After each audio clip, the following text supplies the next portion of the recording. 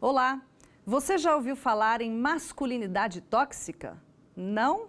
Mas certamente já ouviu alguém dizer para um homem: não seja fraco, não chore, seja homem.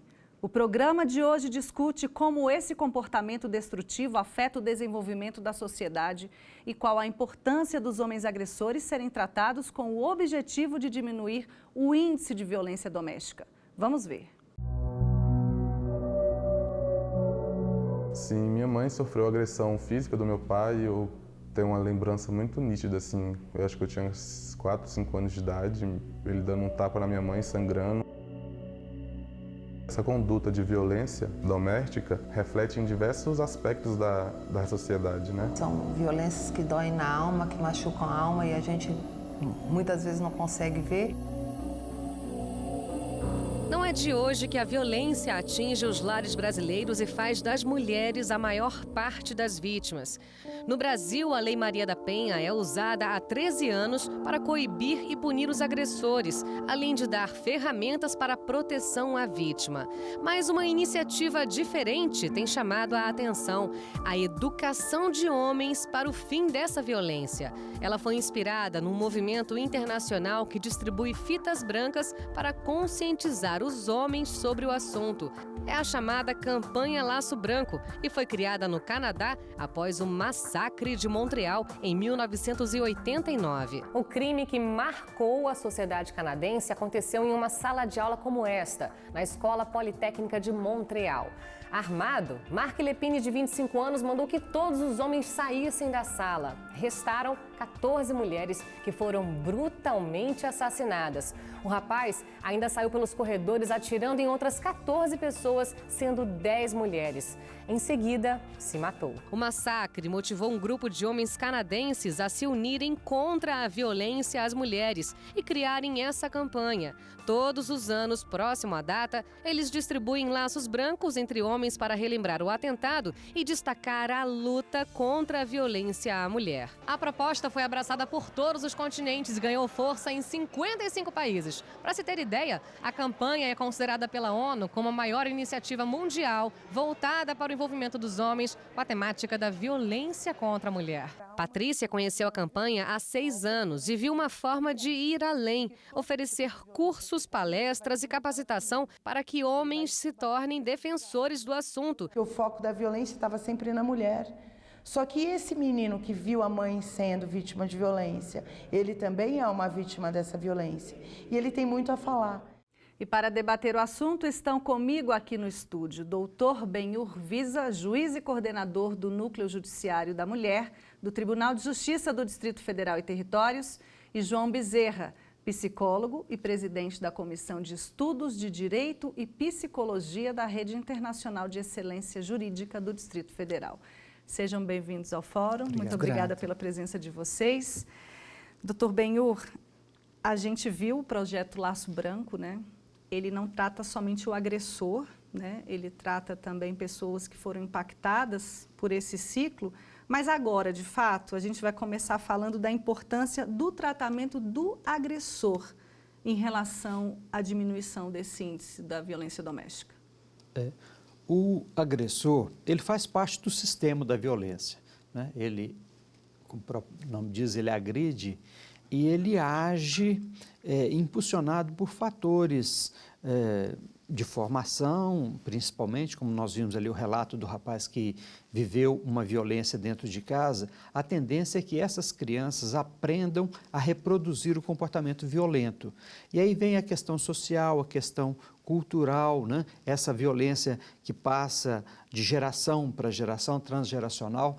E quando você, às vezes, trabalha com o homem no nosso dia a dia, é comum ele não reconhecer no ato dele a prática de uma violência. Então, às vezes, ele xinga a mulher e eu já ouvi na sala de audiência alguém dizer: não, nós tivemos uma discussão comum de casal, eu xinguei, ela xingou. E aí, depois que ele passa pelo tratamento, é que ele aprende que o xingamento é uma violência moral, pode ser uma violência psicológica, dependendo da forma como é expresso. Essa dificuldade que ele tem de entender que está praticando a violência é resolvida e é melhorada com o atendimento focado nele.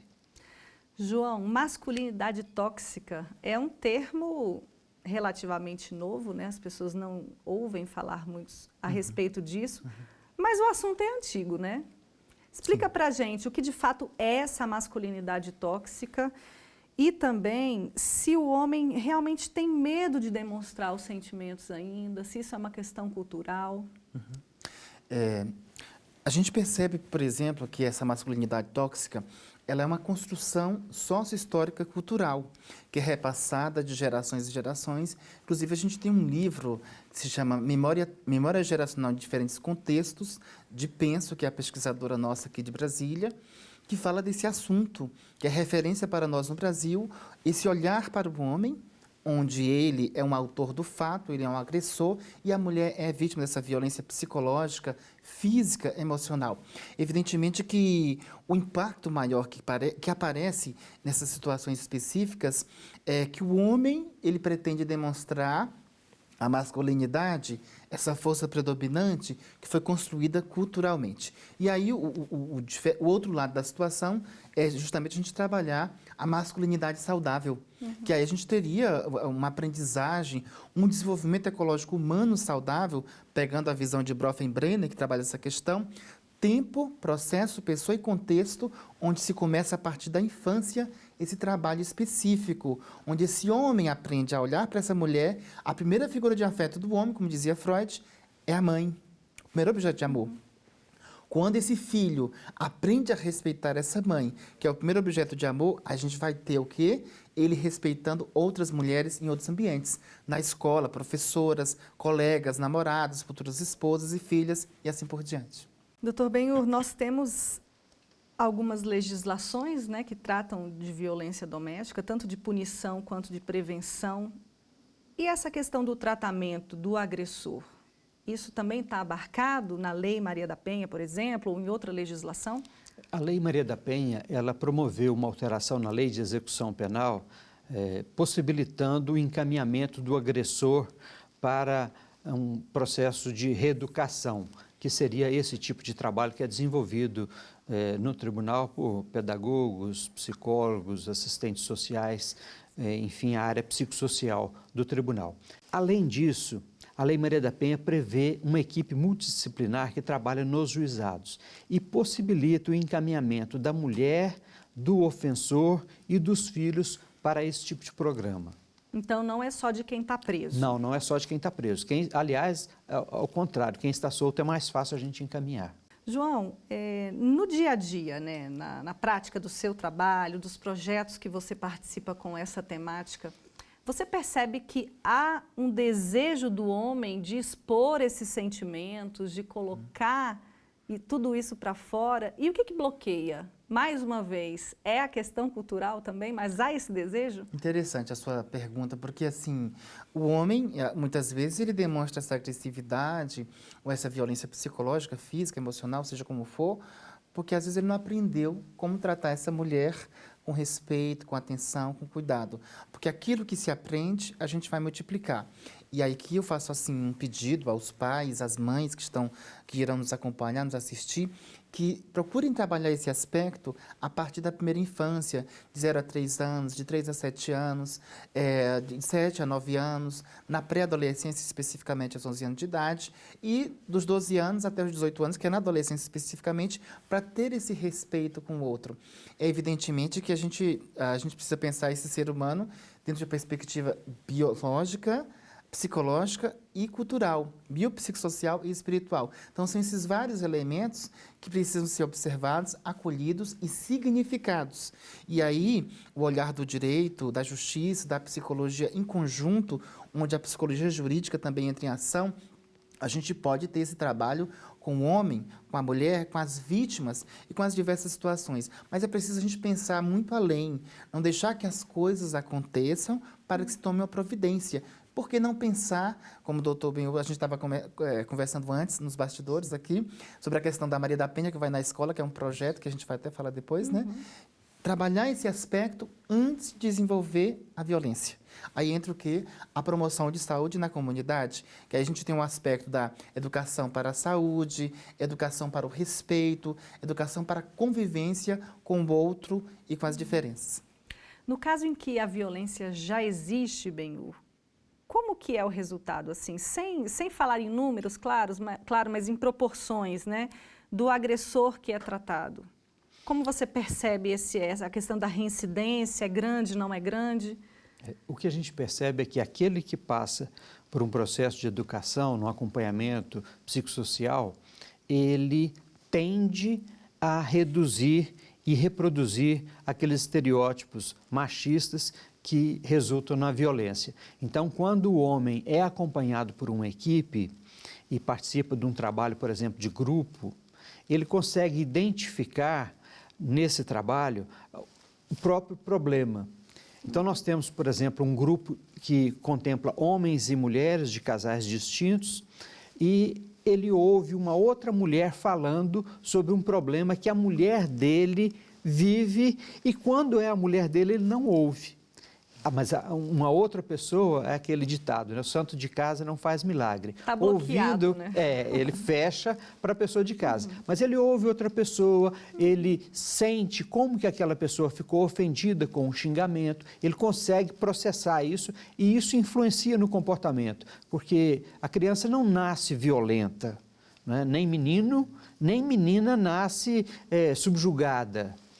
Isso é uma questão que vai sendo construída. Então, é muito importante que esse homem passe por esse processo de desconstrução desses estereótipos. E aí o comportamento dele certamente vai ser diferente. Tá certo. Eu vou pedir licença para vocês, porque agora a gente parte para um breve intervalo. Não saia daí, a gente volta já já.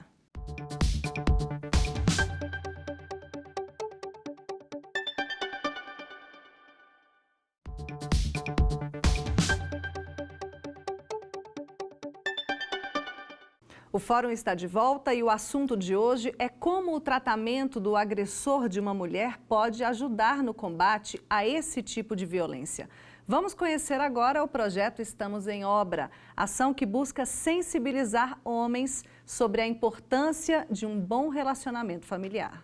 O projeto Estamos em Obra Trabalhando pela Família acontece no Grupo Mulheres do Brasil, Comitê Social em Brasília. Nós vamos até os canteiros de obra plantar amor, não é isso, Laura? Isso mesmo. E também nós trabalhamos com toda a família. Homens conversam com homens, mulheres conversam com mulheres e assim nós vamos plantando amor. Então nós colocamos as mulheres no mercado de trabalho, ensinamos ofício, ensinamos mais do que nunca amor para que isso não tenha violência em nenhum ambiente, que essas pessoas possam ser felizes. A harmonia familiar é a chave mestra da construção de uma sociedade melhor. É isso que a gente acredita. Eu vou aproveitar esse exemplo, né, do Grupo Mulheres do Brasil para conversar com você, João, sobre esse novo projeto que está vindo aí este mês. Explica para ele para a gente como é que vai funcionar. É mais ou menos nesse viés também? Sim, a gente vai desenvolver um projeto que se chama Prevenção e Intervenção à Violência Intrafamiliar, que é justamente a preparação dos alunos das diversas áreas, direito, psicologia e áreas afins, para que possam atuar nos atendimentos em diversos ambientes da sociedade, aqui no Distrito Federal. E a gente vai utilizar um modelo psicodramático, que é justamente ali os alunos vão vivenciar papéis, que são os papéis da mulher, do homem, que agride e daquele também que é agredido. E esse papel vivenciado naquele momento do treinamento, da formação, vai ajudá-los também na intervenção na comunidade. O principal aspecto é trabalhar principalmente esse olhar da psicologia e do direito, que vão até a comunidade para acolher essas diversas realidades, né?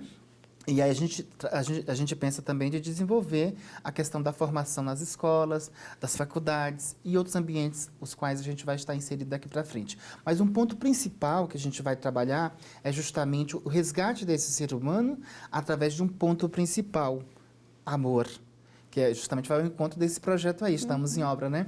E aí tem um autor, que ele é internacional, Léo Buscaglia, que em 1972 criou nos Estados Unidos um curso que se chamava O Amor. E neste curso, a sala lotava de médicos, psicólogos, advogados, administradores e outras áreas. E aí, pensando nesse amor, que não é o amor romântico, não é o amor melancólico, não é esse amor tão significativamente poético, mas o amor encarnado, esse amor presente na vida, esse amor presente nas relações sociais, especialmente no diálogo. O diálogo como um ponto de aproximação de um ser humano a outro ser humano. E é por esse caminho que a gente vai seguir. É contagiante, né? Sim. É contagioso, inclusive, Sim, com né? certeza. O amor.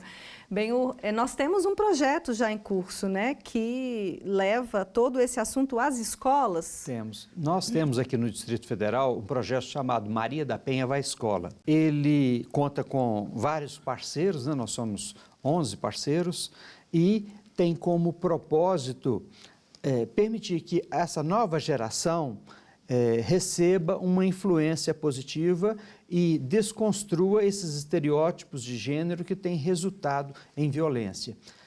A gente sabe que a questão do gênero, essa masculinidade tóxica, né, que é a reação violenta dos conceitos machistas que a sociedade incute nos homens. Isso é uma coisa que tem como ser trabalhada, tem como ser modificada. Então, nós vamos para a escola e começamos a trabalhar primeiro com os profissionais de educação e preparando para que eles possam acolher essa demanda quando ela vier, com os encaminhamentos corretos, a rede de proteção, que é muito importante na solução dessa temática da violência. E depois nós chegamos aos alunos. Então, por exemplo, nós participamos no final do primeiro semestre em uma escola e ao final do trabalho nós tivemos a notícia de denúncias feitas por crianças que sofriam abuso sexual. Nós tivemos 4 crianças e adolescentes que denunciaram o abuso que sofriam. Antes do trabalho, elas não tinham consciência da violência. Então, levar a Maria da Penha à escola é ensinar para os meninos que eles precisam ter uma relação de respeito com as meninas e ensinar para as meninas que elas não estão obrigadas a uma relação de julgo em que o homem oprime, domina, manda, controla e ela tem que estar atenta a isso. João, a gente está o tempo todo falando em violência doméstica, né? Mas violência doméstica é diferente de violência familiar.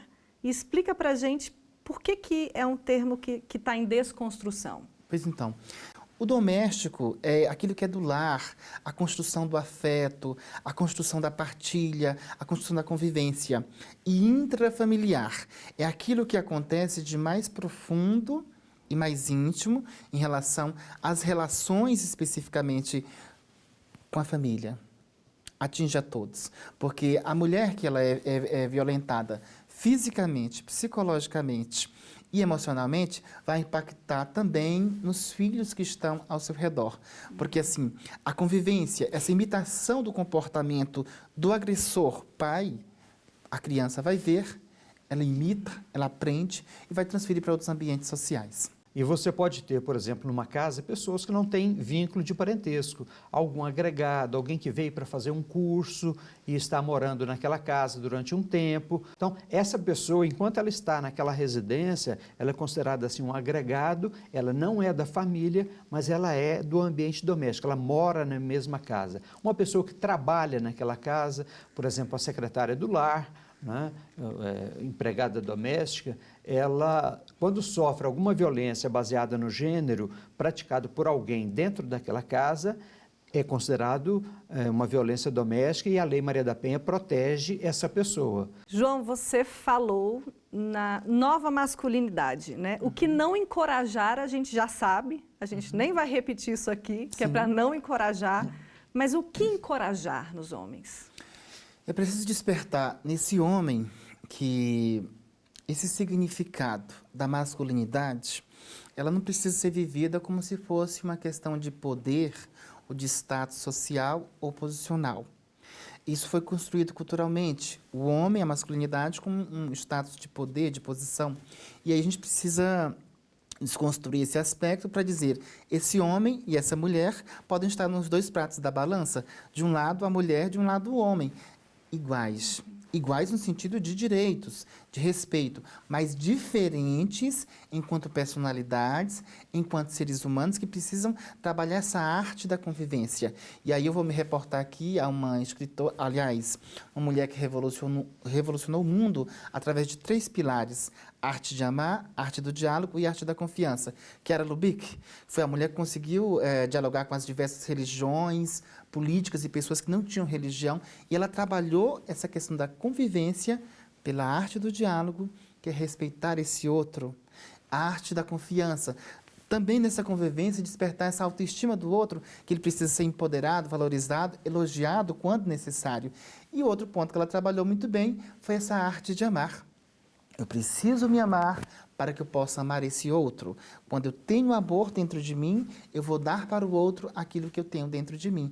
E o principal ponto dos homens é aprender a se respeitar para respeitar esse outro, essa diferença com a qual ele convive, especialmente, neste caso, a mulher. A lei, ela contempla o homem que é agredido ou não? Quem a lei contempla? A Lei Maria da Penha, ela é uma lei que resulta aí de uma condenação do Brasil por uma corte internacional de direitos humanos por conta do tratamento que deu ao caso da Maria da Penha. Né? A gente sabe, foi vítima de tentativa de homicídio. Então, essa lei, ela tem como foco a proteção da mulher. Então, a mulher é protegida pela Lei Maria da Penha. No início, surgiu uma discussão muito grande. Então o homem não tem direito?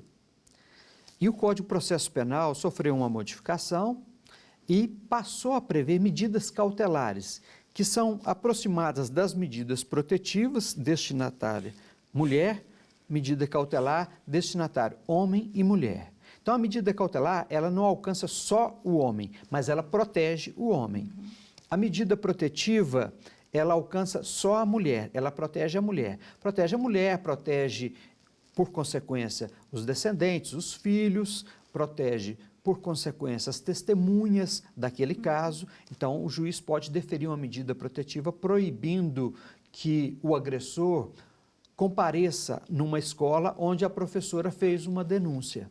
E é muito importante que a gente estimule as denúncias. O Estado ele só consegue intervir naquela relação violenta quando a pessoa procura a polícia, liga no 190, vai a uma delegacia. Nós temos aqui uma delegacia especializada em atendimento à mulher. Então você pensa assim, só xingou. Não, xingar é uma violência contra a mulher. A violência psicológica, a violência moral, a ameaça, o tratar mal, humilhar a pessoa, isso vai destruindo a autoestima e a lei considera isso como uma forma de violência e esse homem vai ser responsabilizado.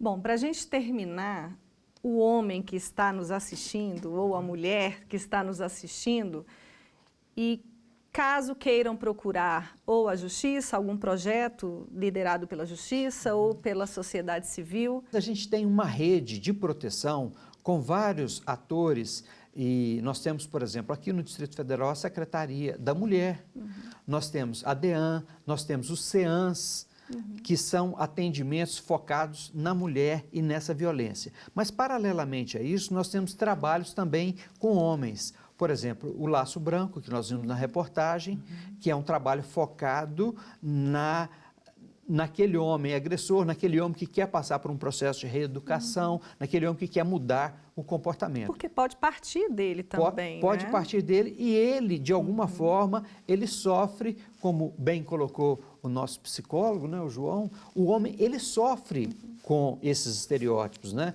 Quando você diz, quando você nega a ele o direito de chorar, você nega a ele o direito de expressar a emoção. E você pensa assim, mas o que tem de problema com ele se ele não chorar?